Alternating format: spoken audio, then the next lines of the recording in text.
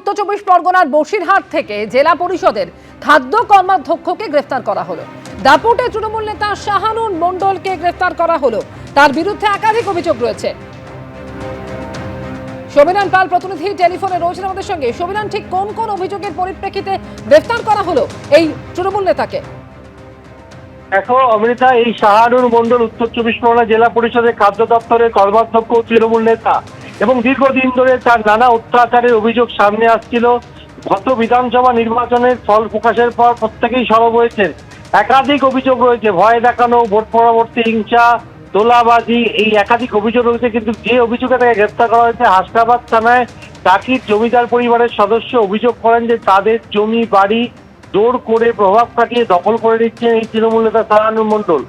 এই মামলা অর্থাৎ জোর করে জমি দখলের মামলায় শাহানুর মণ্ডলকে হাসনাবাদ থানার পুলিশ ও বসিরহাট পুলিশ জেলার এসওজি গ্রেপ্তার করেছে। তাকে আজকে বসিরহাট মহকুমা আদালতে পেশ করা হবে। তার বিরুদ্ধে একাধিক অভিযোগ রয়েছে। পরবর্তীকালে সেই সমস্ত অভিযোগের তদন্ত করে দেখা হবে বলে পুলিশ সূত্রে জানানো হয়েছে। এই মুহূর্তে শাহানুর মণ্ডলকে হাসনাবাদ থেকে বসিরহাট আদালতে নিয়ে যাওয়া হচ্ছে। বসিরহাট আদালতে কিছুক্ষণ বাদে পেশ করা হবে। এই জমি দখলের অভিযোগে গ্রেপ্তার উত্তর চব্বিশ পরগনা জেলা পরিষদের তৃণমূলের খাদ্য দপ্তরের কর্মাধ্যক্ষ শাহানুর মণ্ডল।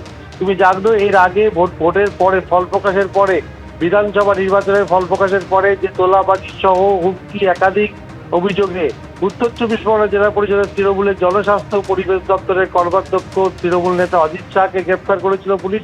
এবার এই তালিকায় আরো সংযোজিত হলো এবং দ্বিতীয় কর্মাধ্যক্ষ হিসেবে গ্রেপ্তার হলেন শাহানুর মণ্ডল। ধন্যবাদ শোভিনান। একের পর এক তৃণমূল নেতা গ্রেফতার হচ্ছেন। আক্রমণ অগ্নিমিত্রা পালের। তৃণমূলের কোনো নীতি দর্শন আদর্শই ছিল না, শুধু টাকা, অত্যাচার আর মানুষকে ভয় দেখানো, এটা দিয়ে দল চলে না। আক্রমণ পুর নগরায়ণ মন্ত্রী অগ্নিমিত্রা পালের।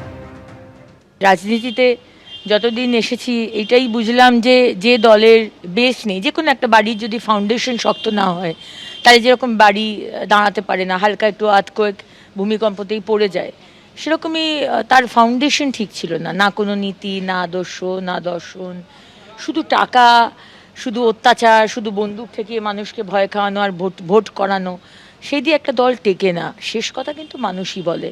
তাই 15টা বছর হয়তো তারা দাপাদাপি করে বেরিয়েছে, শাসন করেছে, কিন্তু একটা মাসও গেল না সেই দলটা টুকরো টুকরো হয়ে গেল।